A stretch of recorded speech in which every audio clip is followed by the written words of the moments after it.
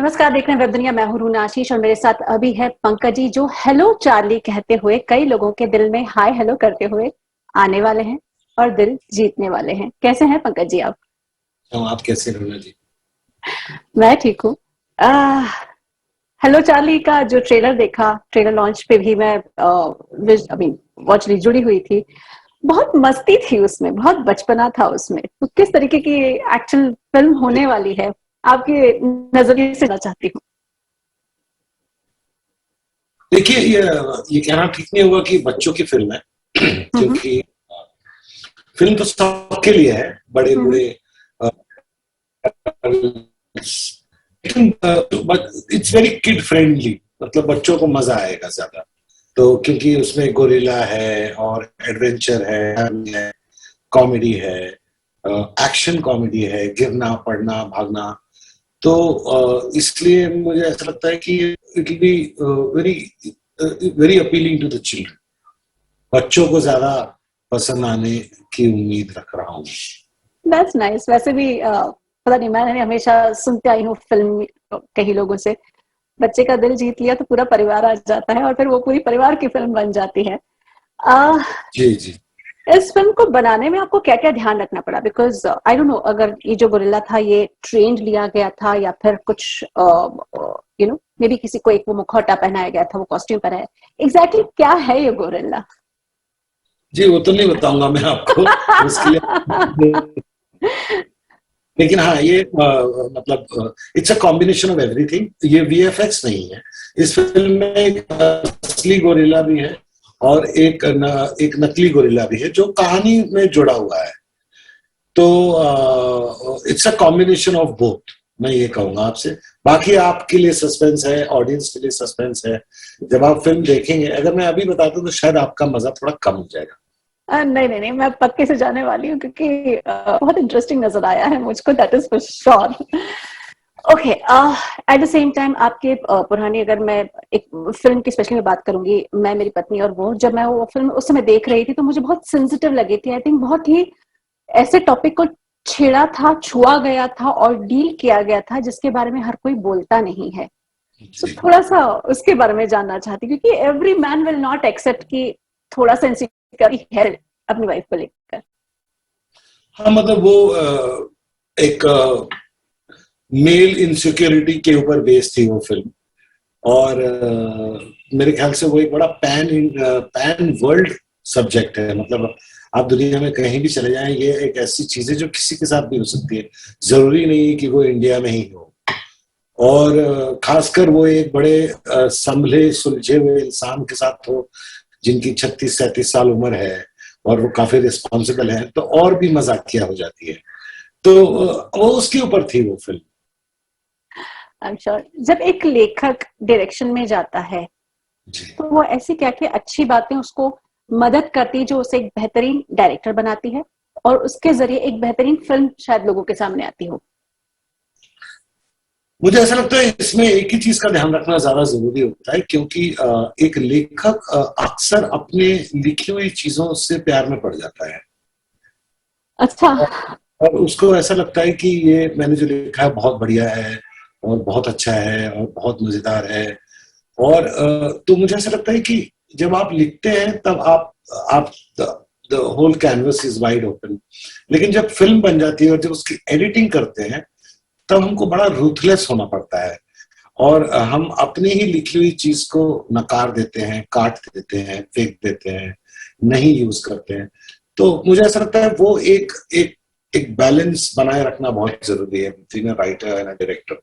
क्योंकि एक डायरेक्टर बड़ा एनालिटिकल होता है और लेखक बड़ा भावुक और बड़ा बहने वाला आदमी होता है। तो मुझे ऐसा लगता है कि एक डायरेक्टर के अंदर एक बड़ी रूथलेसनेस, ऑडियंस को दिमाग में रखते हुए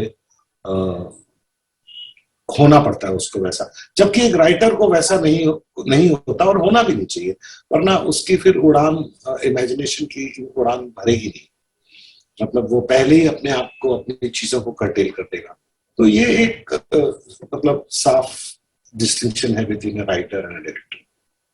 ओके, मतलब writer is, sorry, director is the true leader जिसे बहुत बैलेंस करते हुए चलना पड़ता है। हाँ, और वैसे भी मुझे ऐसा लगता है, मतलब ये है, ये सच है कि एक राइटर ही सही आर्टिस्ट होता है, बाकी डायरेक्टर और actor are only interpretive artist, जो लिखी हुई चीज को इंटरप्रेट करते हैं। लेकिन जो ट्रू आर्टिस्ट होता है, जो उस चीज को जन्म देता है, जो जो उसको लिखता है, जो उसके ढांचे को बनाता है, वो ही एक्चुअली ट्रू आर्ट कहलाता है। बाकी एक्टर डायरेक्टर्स तो उसको इंटरप्रेट करने वाले होते हैं, उसको उसको एक रूप देने वाले होते हैं, लेकिन असली मूल तो वहीं से आता है, लेखन से। ओह, नाइस। ओके, जब आदर की मैं बात करती हूँ तो आपको लगा था ये वही शख्स होगा जो बहुत अच्छे से उस रोल को पोर्ट्रे कर पाएगा जो मैंने सोच कर लिखा है और जो मैं सोच कर लोगों के सामने लेके जा रहा हूँ? हाँ, मतलब देखिए, अब वो ऐसा है कि जो चीज जब हो जाती है फिर वही सच हो जाता है। उसके पहले आप हर चीज पे सवाल करते रहते हैं और सोचते रहते हैं क्या ये सही है, क्या ये गलत है। लेकिन जब वो चीज हो जाती है तब आपको लगता है कि नहीं, इससे अच्छी चॉइस नहीं हो सकती थी, क्योंकि अब वो प्रत्यक्ष है, और जो प्रत्यक्ष होता है उसको प्रमाण की जरूरत नहीं होती। तो अभी आदर इस रोल में प्रत्यक्ष हमको दिख रहे हैं, तो मुझे नहीं लगता कि उससे ज्यादा बेटर कोई हो सकता है, क्योंकि अब वो हो गया। अब there is no room for any doubt, there is no room for any, उसके बीच में कुछ बचा नहीं। अब आदर ने ये रोल किया और बखूबी किया है, और एक लंबा सफर रहा उनके लिए, हम सबके लिए, लेकिन उसने बहुत अच्छा किया है काम, और बड़ा इंडियरिंग, इनोसेंट, और बड़ा जैसा हमें चाहिए था उस तरह का रोल उन्होंने निभाया। उसे देखकर मुझे थोड़ा थोड़ा सा वाले रणवीर हुआ करते थे, थोड़े से बदमाश से, थोड़े से इनोसेंट से, मतलब does he carry that sweetness by looks and that attitude of Kapoor family? Actually मैंने कभी उसको देखा नहीं इस तरह से, कपूर फैमिली है या जैन फैमिली है। मैंने उसको जब जब पहली बार मिला तब मुझे वो चार्ली ही लगा। एक्चुअली इस फिल्म का नाम पहले जुगनू था, तो मुझ में वो जुगनू या चार्ली ही नजर आया। और मतलब उसका जो स्टेचर है, जिस तरह की उसकी हाइट है, जैसा उसका चेहरा है, जैसे उसके हाव भाव है, तो वो उस रोल में बहुत अच्छा फिट हो रहा था। अगर मैं उससे कोई उम्र वाला एक्टर लेता या उससे ज्यादा कोई एक्सपीरियंस्ड एक्टर लेता जिसकी पहले से एक इमेज है, तो शायद वो इनोसेंस और वो एंडियरिंगनेस शायद नहीं आती, और लोग उसकी कंसीव नोशन था लोगों की, इनकी ऐसी इमेज है, सो वो इसमें उनको ढालना बड़ा आसान रहा, क्योंकि he was a fresh face, he was very new to the whole thing.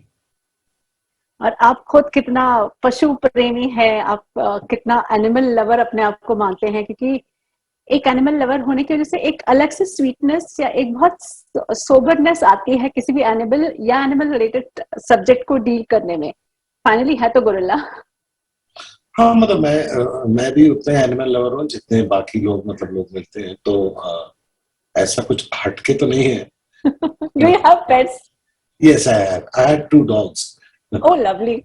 So did it help?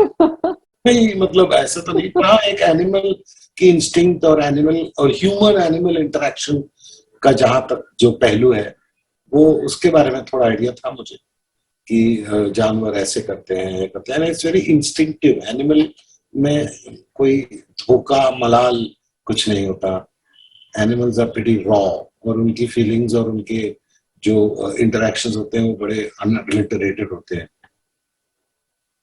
चलिए, तो जाते जाते अपने दर्शकों को क्या एक ऐसी बात कहते हुए जाएंगे जो लोग मुड़कर देखे, टाइम निकाल कर बस फिल्म के लिए बैठ जाएं? कि पूरी दुनिया, the whole world is going through a crisis. हम लोग पिछले 1-1.25 साल से घर में बैठे हैं, किसी के पास काम की दिक्कत है, किसी के पास पैसों की दिक्कत है, किसी के पास हंसी मजाक नहीं हो रहा है, लोग दोस्तों से नहीं मिल पा रहे हैं, त्योहार नहीं मना पा रहे हैं। तो मैं यही उम्मीद करता हूँ कि इस माहौल में लोग थोड़ा हंसे हंसाए, थोड़ी देर के लिए भूल जाए। वैक्सीन आ गई है, आने वाले कुछ महीनों में हालात सुधरेंगे।